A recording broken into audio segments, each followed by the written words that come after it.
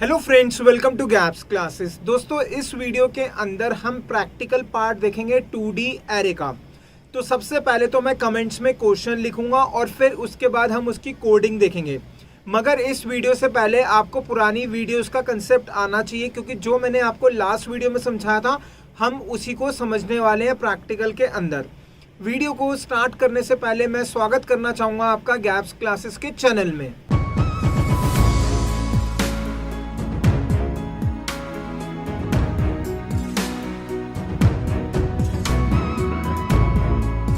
आइए दोस्तों स्टार्ट करते हैं। तो सबसे पहले तो मैं क्वेश्चन लिखूंगा कमेंट्स में। Question is write a program to input 2D array from the user then print. ध्यान देना, इसमें हमें क्या करना है, यूजर से 2D एरे को इनपुट कराना है और बाद में क्या करना है, प्रिंट करना है। तो ध्यान दो, इस क्वेश्चन के अंदर 2D एरे का साइज गिवन नहीं है। इससे लास्ट वीडियो में आपको जो मैंने क्वेश्चन करवाया था तो उसमें साइज गिवन था, यहाँ पे साइज गिवन नहीं है। तो जिस केस में साइज गिवन नहीं होता उसमें क्या करते हैं, हम यूजर से एंटर करवाते हैं। तो स्टार्ट करेंगे हैश इंक्लूड से। लिखा hash include stdio.h hash include conio.h। तो लिखा हमने वॉइड मेन क्या चाहिए, हमें 2D एरे चाहिए। लिखा int square bracket start close. अब साइज गिवन नहीं है, जब साइज गिवन नहीं होता तो उस केस में हम कुछ भी लिख सकते हैं। तो यहाँ पर मैं लिख रहा हूँ 2020, ठीक है। और साथ साथ में साइज यूजर से एंटर कराएंगे। उसके लिए ले लिया एक R और एक ले लिया C। R किसके लिए, रोज के लिए, C किसके लिए, कॉलम के लिए। तो सबसे पहले तो हम क्या एंटर कराएंगे, हम एंटर कराएंगे यूजर से number of rose and number of columns. तो लिखा printf enter total number of rose /n। तो ये आ गया scanf %d, रोज के लिए R लिखा है तो and R। Number of rose enter हो गया, जस्ट सेमीकोलन। उसके बाद क्या एंटर कराएंगे, नंबर ऑफ कॉलम्स। तो लिखा printf enter number of columns, enter total number of columns. Column के लिए क्या लिया हुआ है, C। तो लिखा scanf %d and C। Rows enter हुआ, कॉलम एंटर हुआ। अब हमें क्या एंटर कराने हैं, एलिमेंट्स। तो लिखा printf एंटर द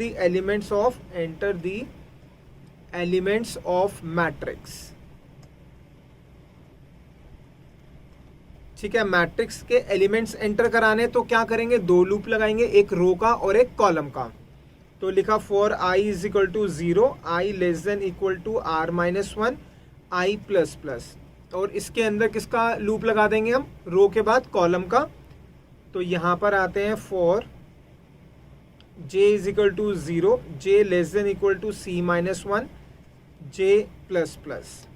और इसके बाद हम क्या करेंगे, स्कैन कराएंगे %d एंड aij। ठीक है, यहां तक हो गया हमारा। अब हमें क्या करना है, प्रिंट करना है, मैट्रिक्स की फॉर्म में प्रिंट करना है। तो यानी कि हमें क्या करना पड़ेगा, दोबारा से लूप लगाना होगा। तो लिखा हमने printf मैट्रिक्स या एरे कुछ भी लिख सकते हो, मैट्रिक्स इस पहला लूप रो के लिए i कहां से स्टार्ट होगा, 0 से, i less than equal to r-1, i plus plus. और इसके अंदर लूप किसका, कॉलम का, दैट इज j का, for j is equal to 0, j less than equal to c-1, j plus plus. और क्या कर देंगे, यहाँ पर हम प्रिंट कर देंगे। लिखा printf %d /t किसके लिए, स्पेस के लिए, aij। ठीक है, करली ब्रैकेट क्लोज बंद और लास्ट में गेट ch। ये हो गया हमारा पूरा कोड। अब हम इसको रन करेंगे, चेक करते हैं। 2 एरर्स, अनडिफाइंड सिंबल i और j को भी डिक्लेयर करेंगे। तो लिख दिया इंट i, j। और यहाँ पे क्लियर स्क्रीन लगा देते हैं। कह रहा है एंटर टोटल नंबर ऑफ रोज। मान लो रोज डाल दी 2, नंबर ऑफ कॉलम्स डाल दी सपोज करो 4। इसका मतलब हमें कितने एलिमेंट्स एंटर कराने हैं, 8 एलिमेंट। और फर्स्ट रो में 4 एलिमेंट होंगे तो लिखा 9 999 और उसके बाद दोबारा से कराने 3333। तो ये आ गया। अब हमारा ये पूरा एक लाइन में आ रहा है, क्यों? क्योंकि देखते हैं हमने /n नहीं लगाया। /n कहाँ लगाना चाहिए? जैसे ये रो खत्म होगी इसके बाद, तो लिखा printf /n और इसको रन करते हैं। ठीक है, एंड नंबर ऑफ रोज डाल दिए 2, नंबर ऑफ कॉलम्स डाल दी 3। इसका मतलब टोटल 6 एलिमेंट्स, फर्स्ट रो में 3, सेकंड में 3। तो मैंने डाल दिया यहाँ पे 999। इसका मतलब फर्स्ट रो हो गया।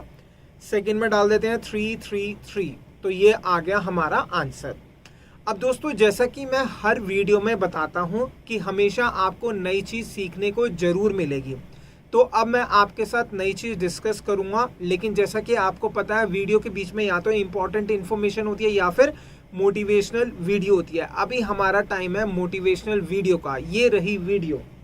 लकीरों से तकदीर नहीं बनती, लकीरों से तकदीर नहीं बनती, तकदीर अगर बनती है तो वो बनती है मेहनत से। दोस्तों, ये स्टोरी है एक गुरु और एक शिष्य की। जो कुछ भी गुरुजी पढ़ाते थे वो उसके अगले दिन सब कुछ अपने बच्चों से पूछते थे कि उन्होंने क्या सीखा इसमें। अगर किसी को नहीं आता था तो गुरुजी बहुत डांटते थे और कभी कभी तो मार भी देते थे। उनमें से एक बच्चा था सिर्फ जो पढ़ाई करके नहीं आता था। गुरुजी को एक दिन बहुत गुस्सा आया उस शिष्य पे जो रोज पढ़ाई करके नहीं आता था। गुरुजी ने डंडा उठाया, बोले हाथ आगे कर। गुरुजी जैसे ही डंडा मारने लगे गुरुजी रुक गए। वो प्यार से बोले कि बेटा तू पढ़ाई छोड़ दे, तू कल से मत आइयो पढ़ने। शिष्य रो पड़ा और बोला गुरुजी जितना मारना है मार लो, मगर ये मत कहो कि मैं आपके पास पढ़ने ना आऊं। गुरुजी ने कहा बेटा तेरी किस्मत में पढ़ाई नहीं है क्योंकि तेरे हाथ पर पढ़ाई की लकीर नहीं है। शिष्य ने पूछा गुरुजी पढ़ाई की लकीर कहाँ होती है और कैसे होती है? गुरुजी ने बता दिया। अगले दिन वो फिर वापस आ गया पढ़ने के लिए गुरुजी से। गुरुजी ने कहा बेटा तू फिर आ गया पढ़ने के लिए, मैंने तो तुझे कल मना करा था क्योंकि तेरी किस्मत में पढ़ाई है ही नहीं। शिष्य बोला गुरुजी आज तो मेरे हाथ पर पढ़ाई की लकीर है। गुरुजी ने कहा हाथ आगे कर।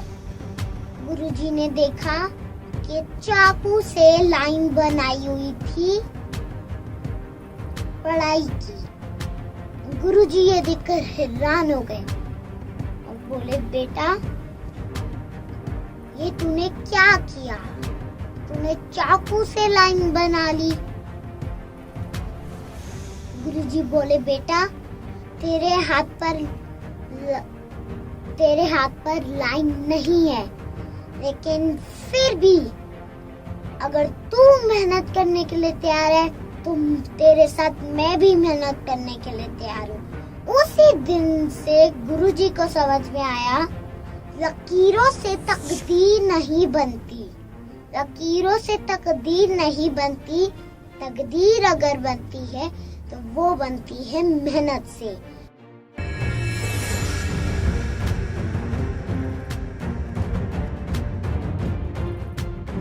और दिन रात मेहनत करी शिष्य और गुरुजी ने। और एक वो दिन आया जो एक शिष्य पढ़ नहीं सकता था वो महान गुरु ही बन गया और उसने कई बच्चों का भविष्य बनाया। दोस्तों खत्म करने से पहले एक बार फिर मैं 3 टाइम आपको बता चुकी हूँ। ये बहुत इम्पोर्टेंट बात है इसलिए मैं आपको ये 3 बार बता रही हूँ। दोस्तों, लकीरों से तकदीर नहीं बनती, लकीरों से तकदीर नहीं बनती। तकदीर अगर बनती है तो वो बनती है मेहनत से। तो like, share, subscribe my channel.